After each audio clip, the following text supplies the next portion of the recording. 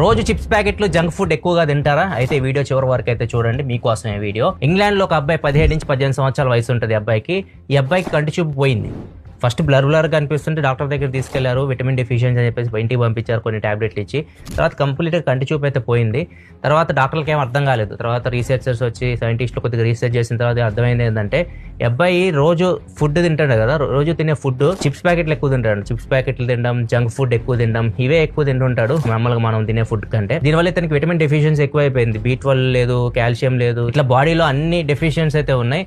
దీనివల్ల అతను optic nerve system అయితే డ్యామేజ్ అయింది. అందుకే కంటి చూపు అయితే పోయింది. తొందరలోనే వినికిడి శక్తి కూడా పోయే ప్రమాదం ఉందని చెప్పేసి డాక్టర్స్ అయితే చెప్తూ ఉన్నారు. ఒకవేళ మీరు ఎక్కువగా జంక్ ఫుడ్ ఎక్కువ తినే వాళ్ళైతే, రోజు తినే వాళ్ళైతే మాత్రం కొద్దిగా అవాయిడ్ చేయండి. అప్పుడప్పుడు తింటే ఏం కాదు, కానీ పిల్లలకి ముఖ్యంగా చిన్నపిల్లలు వీటికి ఏడిస్తే చిప్స్ ప్యాకెట్ ఇస్తున్నాం మనం. సో కొద్దిగా జాగ్రత్తగా ఉండండి. కొద్దిగా అన్ని విటమిన్స్ కవర్ అయ్యేలాగా ఫుడ్ అయితే వాళ్ళకి న్యూట్రిషన్ లో అన్ని కవర్ అయ్యేలాగా ఇవ్వండి.